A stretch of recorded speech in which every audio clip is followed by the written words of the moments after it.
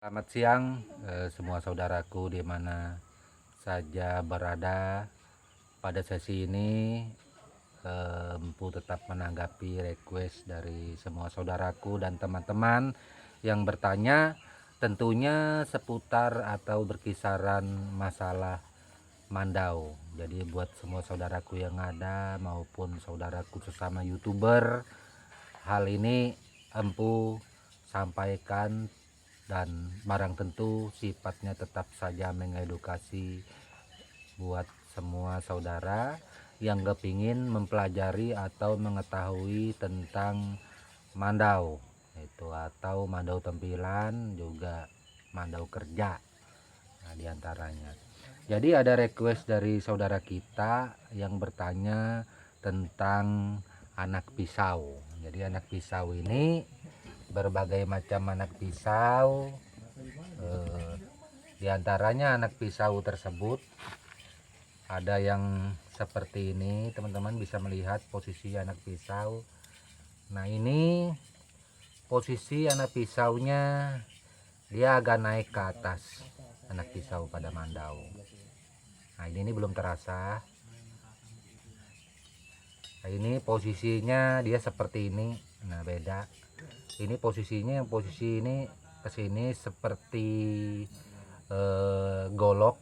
Nah, kurang lebih mungkin gayanya seperti ini jenis kalau di Mandau, pada Mandau itu sebutannya kan Mandau belaluk.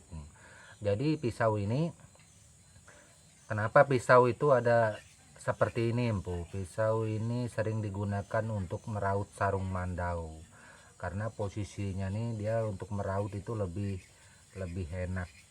Di dalam meraut sarung Mandau itu untuk pisau yang seperti ini bisa saja dipakai, tetapi dia kurang nyaman ya untuk meratakan sarung, isi sarang dalam sarung buat sarung Mandau susah. Nah, jadi tipe anak pisau itu bermacam-macam. Ini yang sudah dirapikan. Nah, ini kan yang agak datar, ini yang lengkung, posisinya nanti begini ini. Nah, agak naik ke atas. Ini yang seperti ini. Nah, jadi anak pisau itu banyak macam. Jadi ada juga saudara kita yang bertanya, Empu kasih keterangan dong bagaimana kok bisa ada anak pisau yang ada selop. Yang ada selop maksudnya ini anak pisau dia langsung selop di sini, artinya pisau tersebut langsung dia modelnya tidak pakai puting begini, tetapi dia kayak ada pipa langsung dari sini bermasuk ke ulu pisau seperti itu. Nah, pisau yang seperti itu kalau untuk di kami Dayak Benua sangat jarang sekali dipakai. Mungkin juga ada beberapa orang saja, artinya hal ini tidak umum. Kenapa demikian? Sebab kita benua ini rata-rata anak pisau harus ada puting seperti ini. Nah, itu. Tetapi pisau yang demikian tadi juga bagus bisa dipakai. Perbedaannya apapun nggak ada perbedaan, cuma perbedaan dia di selop dan yang ada putingnya. Cuman itu tergantung kenyamanan dan kebiasaan kita memakai anak pisau tersebut. Nah, seperti itu. Jadi ada lagi ditanyakan, Empu bagaimana kalau sumpamanya mohon maaf bukan sumpamanya, kalau sering saya dengar itu anak pisau itu dipakai untuk menombak.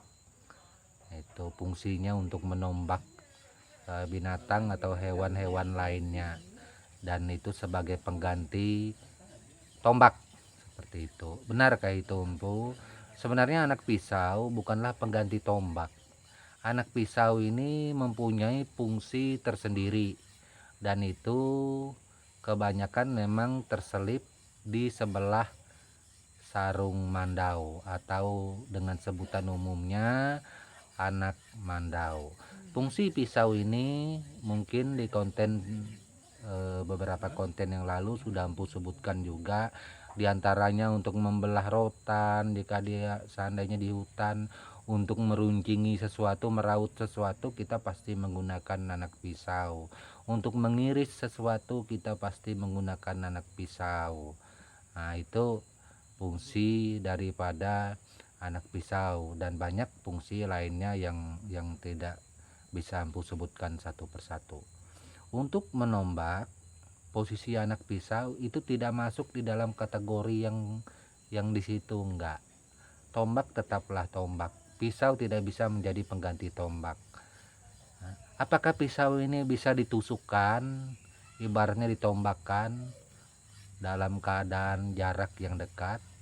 Bisa, kalau dalam keadaan kepepet itu. Tapi dia bukan difungsikan kepada arah itu, enggak. Yang namanya keadaan kepepet itu apa saja bisa dipakai, termasuk pisau. Apalagi pisau dia kan ujungnya runcing. Ada yang runcing, ada yang seperti ini. Yang dipakai itu tentunya yang runcing seperti ini. Nah, kalau keadaan kepepet ini kan bisa fungsinya menusuk, bisa saja terjadi itu, tetapi dia bukan difungsikan ke arah situ. Nah, itu jadi jangan salah memahami tentang anak pisau pada mandau buat saudaraku. Nah, jadi semoga request atau jawaban ini bisa membuat saudaraku mengerti dan tak bingung lagi kira-kira untuk fungsi anak pisau. Seperti itulah bayangannya. Jadi ada juga saudara kita yang bertanya, Empu, tolong dong ceritakan asal usul mandau. Itu asal usul mandau itu sebenarnya dari mana sih? Itu siapa sih pencipta mandau pertama? Tuh. Jadi mana sebentar. Jadi anak pisau, mandau, bukan pisau. Mandau ini di dalam tradisi kami suku Dayak Benua, dan ini sering ada di dalam mantra-mantra Dayak Benua, terutama pada acara wara atau penyentangi. Nah, jadi para pengewara ini sering di situ menyebutkan, karena ini ada di dalam temput suku Dayak Benua, temput asal usul dari mandau. Nah, jadi penempa bilah mandau pertama itu, mohon maaf ini sebenarnya sudah ada jawaban di konten Empu yang telah lalu, tapi tak apa Empu mengulangnya lagi, mungkin siapa tahu ini lebih jelas daripada yang sebelumnya, kira-kira seperti itu. Nah, jadi penempa bilah pertama menurut literatur sejarah atau legenda Dayak Benua atau temput atau sempuri Dayak Benua itu yang bernama Bangka Buat. Nah, jadi Bangka Buat ini adalah manusia pertama pencipta dan pembuat bilah mandau. Nah, di dalam dia membuat bilah mandau di situ, pertama kali dia membuat bulu, membuat mandau, membuat baliu, membuat pedang. Nah, itu. Jadi di dalam suku Dayak Benua juga ada penciptaan pedang.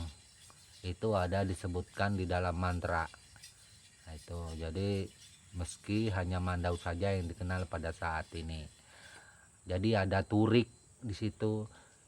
Ini yang diciptakan oleh Bangka Buat yang membuat bilah mandau pertama.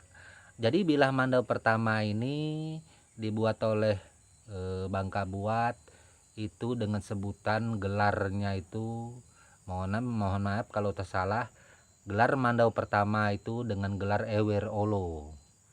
Ewer Olo adalah mandau pertama yang diciptakan. Itu. Terus pedang pertama kali yang diciptakan menurut kita Dayak Benua yang bergelar pedang kayut langit. Nah, ini jadi dua ini mempunyai gelar. Nah, cuman kalau untuk bulu mohon maaf Empu tidak bisa menyebutkan gelarnya apa karena Empu lupa. Cuma dua itu aja diingat, daripada Empu mengarang-arang menyebutkan sesuatu hal yang tidak benar. Jadi apabila Empu lupa, Empu katakan lupa. Kalau Empu tak bisa, Empu katakan tak bisa. Real dan jujur daripada mengarang-arang. ya kan, seperti itu. Jadi itulah Mandau menurut kita Dayak Benua. Memang di dalam saudara kita yang lainnya ada yang mengatakan bahwa Mandau itu berasal dari Cina katanya, terus berasal dari Man dan Dao, orang Cina. Nah, itu asal usul bilah Mandau, tetapi itu tidak ada dalam literatur atau dalam tebut atau dalam sempuri kita Dayak Benua, tidak disebutkan, tidak ada itu mungkin saja saudara kita yang lainnya. Tetap seperti biasa, saya atau kita dari suku Dayak Benua selalu menghormati saudara kita yang lainnya. Itu tetap kita adalah satu bangsa Dayak. Nah, itu meski berbeda bahasa, tetap kita adalah satu bangsa. Di luar Dayak itu juga saudara kita semuanya di mana saja, seperti itu. Mungkin hanya itu saja yang dapat Empu sampaikan mengenai anak pisau, awal mula penciptaan bilah Mandau. Mungkin kalau Empu menjelaskan terlalu panjang masalah penciptaan bilah Mandau, kayaknya ini model kayak perulangan seperti itu, Empu kurang enak. Mungkin saja ada saudara kita yang sudah menonton konten sebelumnya, Empu ini kok mengulang lagi masalah itu. Nah itu jadi sebaiknya Empu sampaikan sedikit saja, artinya tentang masalah asal usul Mandau menurut legenda kita Dayak Benua. Oke, tak lupa Empu ucapkan buat semua saudara kita yang berada di mana saja, tak lupa salam hormat dan mohon maaf kalau ada kata yang salah atau penyampaian yang kurang pas. Empu juga menyadari bahwa Empu adalah manusia biasa yang tidak luput dari kesalahan dan kekurangan.